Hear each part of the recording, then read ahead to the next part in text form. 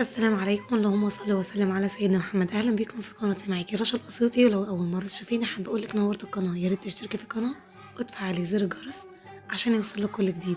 ازيكم يا حبايب قلبي؟ النهارده جايبه لكم فيديو عملي مهم قوي قبل رمضان. تعالوا مع بعض نعمل اكل وتفريزات سهله وسريعه بكيلو لحمه بس. وهنعمل كفته وحوشي وطاجن لحمه. وكمان مش بس تفريزات، لا، انا سويت الاكل عشان تشوفوا معايا الشكل عامل ازاي. هتسلقوا المكرونه لمده 3 دقايق بالظبط وترفعيها من على النار.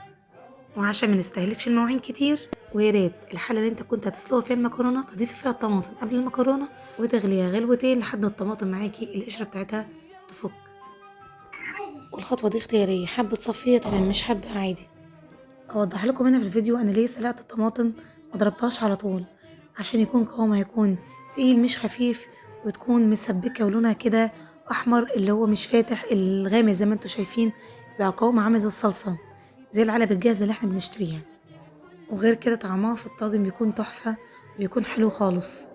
وتعالى مع بعض نبدأ هنا نعمل تسبيكة الطاجن. هتجيبي بصل وسمن وهنشوحهم على النار. انت هنا ممكن تكتري الكمية وتفرزيها، موضوع التقلية بتاعتك بتفرزيها عادي ما بيحصلهاش اي حاجة خالص. واللحمة المعصجة بتعملي كمية كبيرة وتفرزيها عادي، تطلعيها بس للطلب لو انت هتعملي بشاميل او تعملي طاجن مكرونة زي اللي انا عملته معاكم. في العين التالتة انا كنت عاملة برضو فراخ مش لحمة بس، عملت طاجن فراخ وطاجن لحمة، هنشوف مع بعض في الفيديو. البصلة تحمر معاكي تنزلي بالطماطم، هتضيفي معلقة كبيرة من صلصة الطماطم وملح وفلفل وبابريكا. وحابة اقولك ما تنسيش تحطي ماجي، بتديها طعم حلو خالص. مكعب واحد، وتسيبي التسبيكة دي على نار هادية لحد ما السمن يطلع على الوش وتتسبك معاكي عشان نبدأ نضيفها مع بعض على المكرونة. ولو وصلت معايا لحد هنا متنسيش تعملي لايك عشان الفيديو يتشاف، وتعملي اشتراك عشان ان شاء الله الفيديو اللي جاي انزل لك طريقة عمل جلاش باللحمة المفرومة بس اقتصادي. ضيف على اللحمة ملح وفلفل وكزبرة وسبع بهارات وفص من الثوم.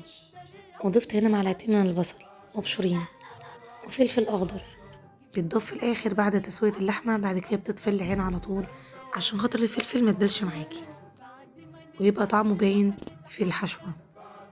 وهضيف على المكرونة التسبيكة اللي احنا عملناها مع بعض لحد ما كل حبة مكرونة متغلفة بالتسبيكة بتاعتها، هي صلصة الطماطم زي ما انت شايفة بالظبط.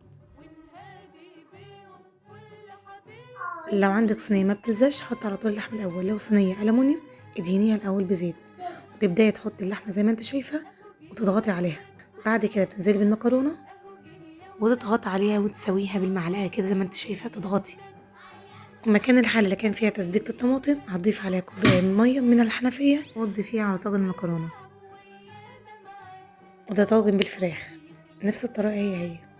ما تنسيش قبل ما تحط الطاجن في الفرن تغلفيه بورق سلوفان وتسيبيه لمدة نص ساعة في الفرن. تعالى مع بعض نعمل الكفتة. وهتجيبي رغيفين فينو عندك بايتين وتفرميهم في الكبة زي ما انت شايفة. وهضيفي بصلاية كبيرة وملح وفلفل وسبع بهارات. انا هنا ضفت البصلاية بميتها ما صفطهاش، ان كده كده الفينو هيشرب معايا مية البصل. ومتنسيش يكون الفينو بايت عشان الكفتة معاكي ما تفكش. وتبدأي تعجني اللحمة كويس جدا لحد ما يكون اللحمة تفصليها عن بعض، يطلع كده فيها زي خيوط خفيفة. الكفتة اللي انت شايفاها بالطريقة دي عمرها ما تفك منك في الزيت ابدا، بس لازم تسيبيها بعد ما تصبعيها في التلاجة ترتاح لمدة نص ساعة او ساعة، وبعد كده تطلعيها تقلي منها عادي. وهنا عملوا معايا 17 صباع كفتة، يعني هنا شايلة 3 هبدأ اسويهم معاكم عشان تشوفوهم معايا. وهنا خدت جزء من اللحمة وضفت عليهم معلقة من البقدونس، دي لو حبيتي تطبخيها وتنزلي كده معاكي طبق في السفرة. وهنا بقى تبدأي تفرزيهم وتحطيهم، وحابة تعمليهم في أي وقت بتعمليهم بيكون سهل التحضير. الكفتة دي لما بعملها وبحطها في الفريزر طعمها ما بيغيرش أبدا معايا، أكنك لسه مطلعاها حلا وعاملاها. تعالى مع بعض نبدأ الحوشي. هتجيبي بصلتين كبار وتضيفي ملح وفلفل وحوالي ربع كيلو من الفلفل الأخضر. ولو عندك بهارات الحوشي ممكن تضيفيها لو انت حابة. ومتنسيش لو عندك ليا ضاني تضيفيها، يعني ممكن حوالي معلقتين من الليا الضاني بتديها طعم حلو خالص في الحوشي. او عندك سمين ممكن تحطيه برضو بيدي طعم حلو خالص للحوشي معاكي. وتعالى مع بعض نشوف عملوا كام رغيف حوشي. تقريبا عملوا 16 او 15 رغيف حوشي. وتبدأ تفرز الكمية اللي انت عايزاها ويكون معاكي سهل في التحضير. طريقة التسوية بتجيبي طاسة وتحطيها فيها زيت على العين البوتاجاز، وبعد كده بتقلبيها من ناحيتين ويستوي معاكي. شايفين شكل الطاجن طلع ازاي؟ وتعالى نشوف الحوشي والكفتة اللي احنا عملناها.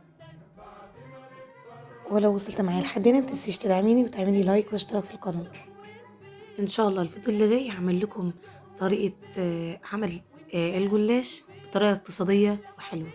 في رعاية الله، اشوفكم على خير.